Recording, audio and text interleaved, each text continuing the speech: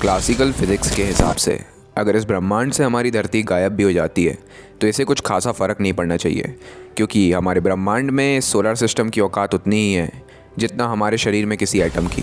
लेकिन Irwin Schrodinger की quantum mechanics कुछ अलग ही बात कहती है। इनके हिसाब से किसी बिल्ली के मरने जैसा इवेंट भी दो अलग अलग यूनिवर्सेस को जन्म दे सकता है। श्रोडिंगर्स कैट एक्सपेरिमेंट ये इतना अजीब थॉट एक्सपेरिमेंट है कि जिसका सॉल्यूशन ढूंढते ढूंढते श्रोडिंगर खुद ही क्वांटम मैकेनिक्स से बोर हो गए और बायोलॉजी की स्टडी करने लगे। एक्चुअली क्वांटम मैकेनिक्स खुद ही बहुत कॉम्प्लिकेटेड है, पर उससे ज़्यादा कॉम्प्लिकेटेड करके इसको दिखाया जाता है। अगर आप यूट्यूब पर श्रोडिंगर्स कैट एक्सपेरिमेंट का कोई भी वीडियो देखेंगे तो मैं दावे से कह सकता हूँ कि आपको उसके पीछे का कोई भी कॉन्सेप्ट समझ में नहीं आएगा, क्योंकि जो व्यक्ति इस चीज़ को एक्सप्लेन कर रहा है उसको खुद इसके पीछे का एक्सप्लेनेशन नहीं पता है। इनफैक्ट जिस व्यक्ति ने यह थॉट एक्सपेरिमेंट किया है उसे खुद इसका एक्सप्लेनेशन नहीं पता है। तो दरअसल श्रोडिंगर्स कैट एक्सपेरिमेंट है क्या? दरअसल ये एक थॉट एक्सपेरिमेंट है। मान लीजिए कि एक बक्से के अंदर एक बिल्ली है जिसके अंदर एक मशीन लगी हुई है जिसको बिल्ली के मारने के 50-50% चांसेस हैं। हमने बक्से को ऊपर से बंद करके रखा हुआ है। अब जब तक बक्सा ऊपर से बंद है तब तक हमको ये पता नहीं है कि बिल्ली जिंदा है या फिर मुर्दा है, क्योंकि उस मशीन के बिल्ली को मारने के 50-50% चांसेस थे। हमारा कॉमन सेंस ये कहता है कि हमारा बक्सा खोलने से पहले ही बिल्ली अंदर या तो मर चुकी होगी या तो जिंदा होगी। हम जब बक्सा खोलेंगे तो हमें फाइनली रिजल्ट दिखेगा। पर क्वांटम मैकेनिक्स की रूल्स के हिसाब से जब तक हम किसी चीज़ को ऑब्जर्व नहीं करते हैं तब तक वो सुपरपोजिशन की स्टेट में रहती है।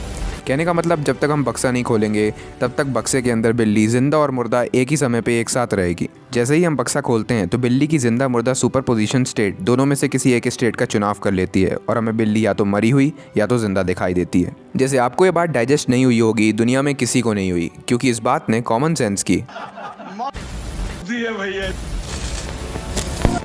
क्लासिकल फिजिक्स में अगर आपको पता है कि किसी बॉल को किस एंगल से और किस वेलोसिटी से प्रोजेक्ट किया जा रहा है तो आप ये अनुमान लगा सकते हैं कि कुछ समय बाद वो बॉल कितनी दूरी पे जाके गिरेगी।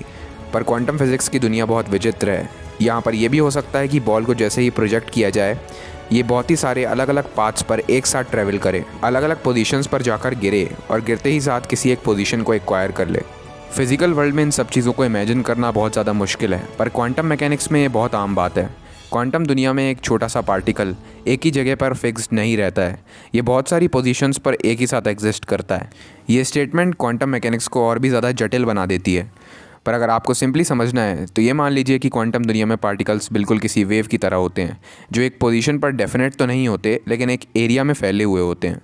जिस तरह हम समुद्र की लहर की पोजीशन नहीं बता सकते और ये भी नहीं बता सकते कि वो किस पॉइंट से शुरू हुई थी और किस पॉइंट पे ख़त्म हुई है, उसी तरीके से क्वांटम दुनिया में भी हम किसी पार्टिकल की पोजीशन नहीं बता सकते, बिकॉज बहुत ही छोटे लेवल पे पार्टिकल्स वेव की तरह बिहेव करते हैं। पर चमत्कार तब होता है जब हम किसी भी पार्टिकल को देखने की कोशिश करते हैं।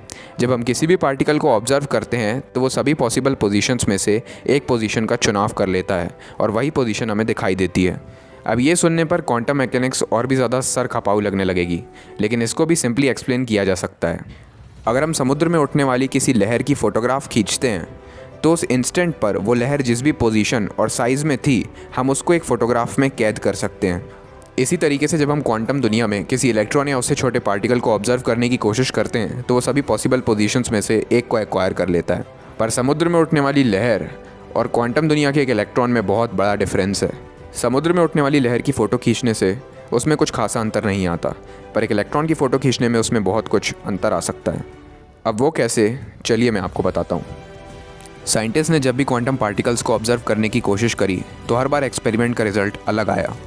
सेम कंडीशंस रखकर भी जब क्वांटम पार्टिकल्स को ऑब्जर्व किया गया तो अलग अलग एक्सपेरिमेंट्स में अलग अलग आउटकम्स आए। इसको आसानी से समझने के लिए चलिए एक अंधे व्यक्ति का एग्जाम्पल लेते हैं। एक अंधा व्यक्ति जब लाठी की मदद से सड़क पर चलने की कोशिश करता है तो वो चीज़ों को छू छू कर महसूस करता है और उस हिसाब से अपने दिमाग में एक ऐसी इमेज बनाता है कि आगे आने वाली चीज़ कौन सी है। पर अगर ये अंधा व्यक्ति चलते वक्त अपनी लाठी से एक बॉल को टच कर दे तो उसके दिमाग में ये इमेज बनेगी कि बॉल मान लीजिए 1 मीटर की दूरी पे है। पर लाठी से बॉल को टच करने की वजह से बॉल की पोजीशन बदल गई है, तो अब एक्चुअली बॉल उससे 1 मीटर की दूरी पर नहीं है। यही प्रॉब्लम आती है क्वांटम मैकेनिक्स में। जब भी हम किसी क्वांटम पार्टिकल को ऑब्जर्व करने के लिए उसके ऊपर लाइट डालते हैं तो लाइट उसकी पोजीशन बदल देती है, क्योंकि ये पार्टिकल्स इतने छोटे होते हैं कि लाइट के टकराने से भी इनकी प्रॉपर्टीज़ बदल जाती हैं। यही कारण है कि जब भी हम इन्हें ऑब्जर्व करने की कोशिश करते हैं हम इनके ऊपर लाइट मारते हैं, जिसकी वजह से इनकी पोजीशन और प्रॉपर्टीज़ बदलती जाती हैं। तो इससे ये चीज़ निकल के आती है कि क्वांटम दुनिया की किसी भी चीज़ को बिना बदले हम ऑब्जर्व कर ही नहीं सकते, क्योंकि किसी भी चीज़ को देखने के लिए हमें उसके ऊपर लाइट मारनी पड़ेगी और लाइट मारते ही उस चीज़ की प्रॉपर्टीज़ बदल जाएंगी। पर मज़े की बात, यही चीज़ हमारी असली दुनिया में भी होती है। हम चीज़ों को देखकर उनकी प्रॉपर्टीज़ बदल देते हैं। एक्चुअली जैसे ही किसी पार्टिकल का साइज़ बढ़ता है उसका वेव नेचर छोटा होता जाता है। मतलब किसी बिल्ली की वेव एक एटम से भी छोटी होती है। इस ब्रह्मांड में मौजूद हर पार्टिकल, सूरज, चंद्रमा, धरती, आप और मैं भी एक वेव हैं। हम पार्टिकल भी हैं बट वेव भी हैं एट द सेम टाइम। हम अपने शरीर की बाउंड्रीज से एक एटम जितनी दूरी पर वाइब्रेट हो रहे हैं और एक ही सेकंड में हज़ारों लाखों पोजीशंस एक्वायर कर रहे हैं। पर जैसे ही आप मुझे देखते हो या मैं आपको, हम उसमें से एक पोजीशन को एक्वायर कर लेते हैं। तो श्रोडिंगर का मानना यह था कि जब तक बक्सा बंद है तो बिल्ली उस बक्से के अंदर हज़ारों स्टेट्स में वाइब्रेट कर रही है। इन हज़ारों स्टेट में से एक स्टेट बिल्ली का मुर्दा होना भी है और एक स्टेट बिल्ली का ज़िंदा होना भी है।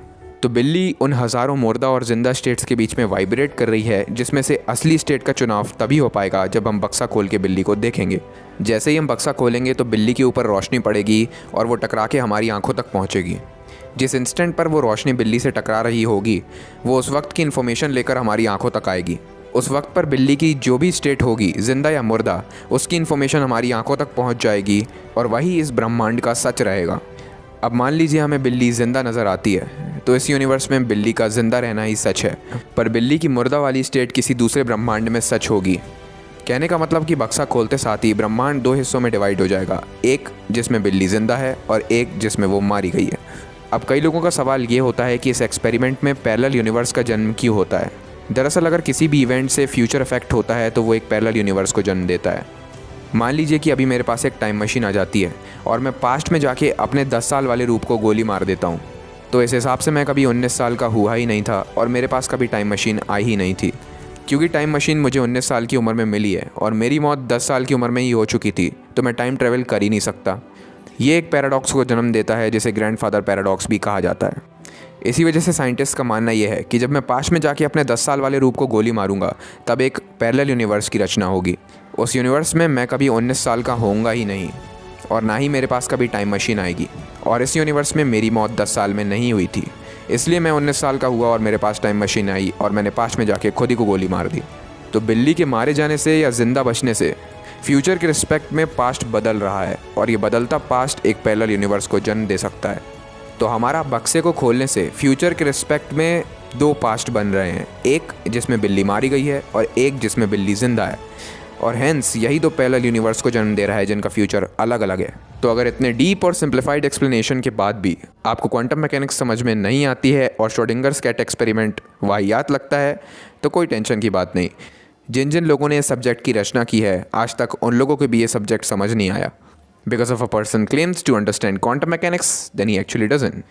और कई लोग मुझसे ये पूछते हैं कि तुम्हारी यूट्यूब चैनल की ग्रोथ हो क्यों नहीं रही है। तो भाई, जितने मेरे सब्सक्राइबर्स हैं उनकी वॉल पर भी यूट्यूब वीडियो नहीं भेज रहा है।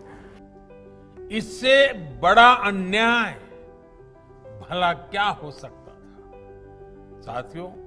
और आपने इतना लंबा चौड़ा वीडियो देख लिया लेकिन अभी तक लाइक नहीं किया। हृदय को गहरी चोट पहुंचती है, बहुत दर्द होता है, पीड़ा होती है।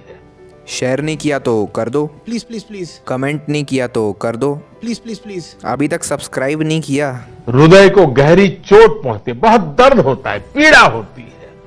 और अगर मोदी जी पसंद है ना तो इंस्टाग्राम पे जाके फॉलो करना मत भूलना। वहाँ पे रोज मोदी जी आते हैं, तो फटाफट वहाँ पे भी फॉलो कर दो प्लीज प्लीज प्लीज। साथियों, तो मिलता हूँ आपसे अगले वीडियो में, तब तक के लिए स्टे इंटेलेक्चुअल, स्टे सेफ।